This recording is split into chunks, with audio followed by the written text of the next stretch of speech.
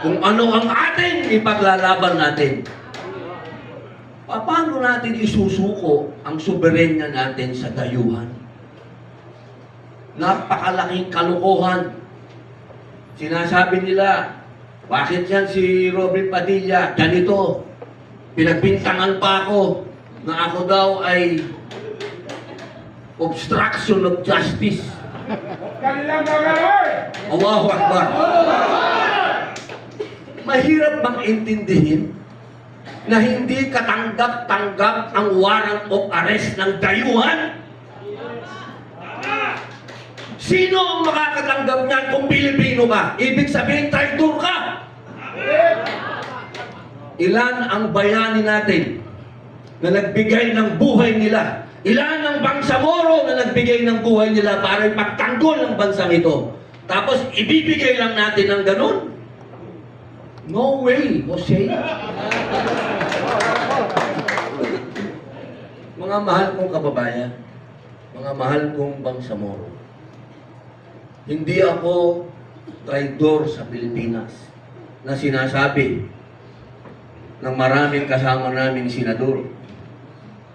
Maraming mga kababayan nating matalino daw ang nagsasabi na traidor daw kami. Sino kaya sa amin ng traidor? Sila!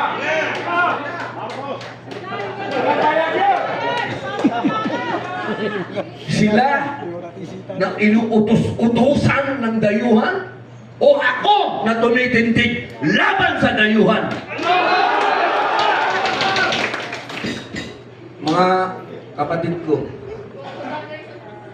yung sinasabi nilang pinalitan daw namin yung majority dati dahil sa impeachment. Parang, eto ba tukang mga ito nagbabasa ng rules ng Senado? Nagbabasa ba itong mga ito ng konstitusyon?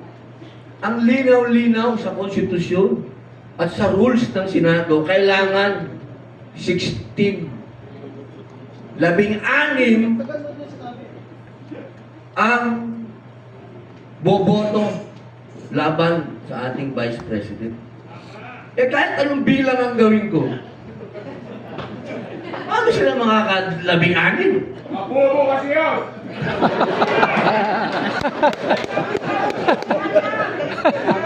Ang totoo, kaya po nagbago ng leadership, hindi dahil sa impeachment.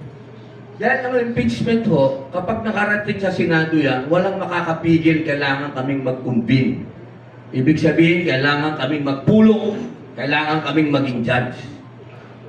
Kami po ay nagpalit ng leadership para sa Blue Ribbon. Yes! Para umpisahan ang pagdinig sa Blue Ribbon upang malaman po natin talaga kung sino Ang magnanakaw! Kung sino ang magnanakaw? Mastermind!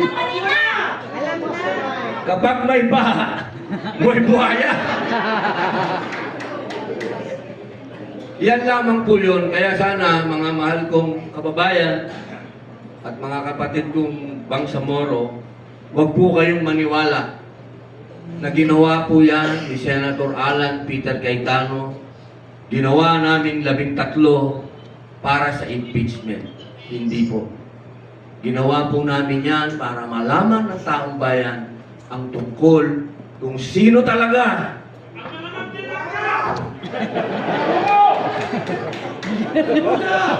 Inuunahan eh. gusto kong magtuloy yung galit ko pero pinapatawa niyo ako eh. Kaya sana po, mga mahal kong kapatid, kung gusto natin talagang tulungan ng bayan natin, una,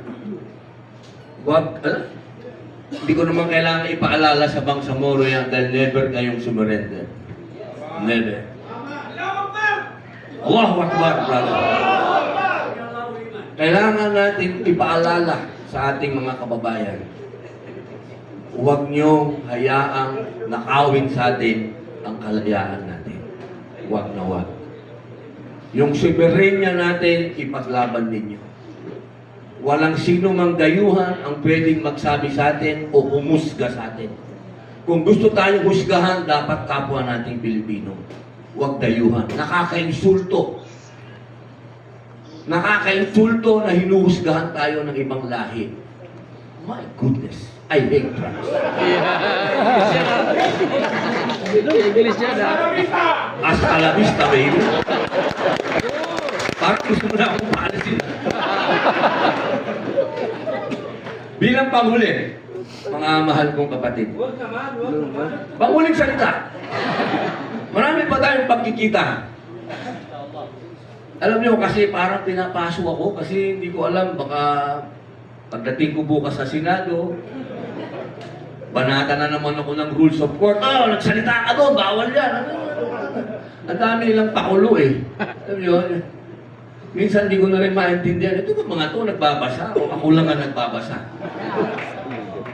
Ang dami nilang ibinabato sa atin. Kapag pinakinggan mo naman yung binabato nila, hindi ko alam.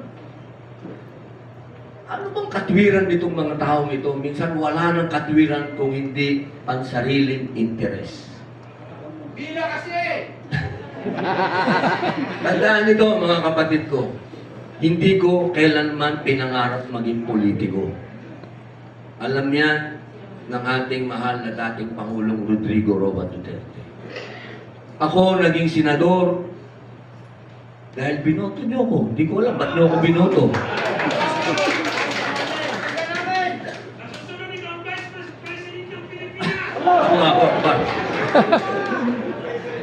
Gusto ko lamang pong namnamin yun yung lahat. Wala po akong personal na interes.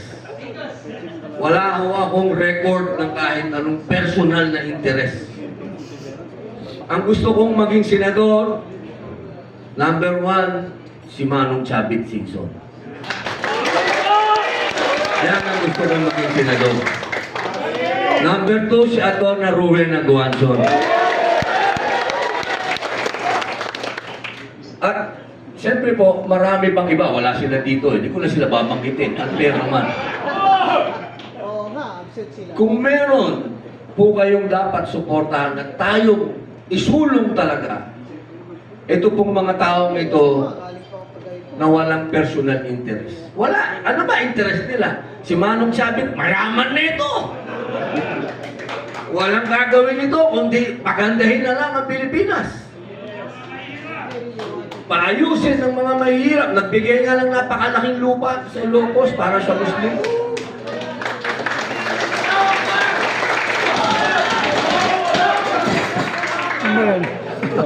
Si Atty. Ruel Aguanzon, na laging binabanatan nila, bakit yung babanatan? Si Ma'am, alam nyo, tandaan po ninyo,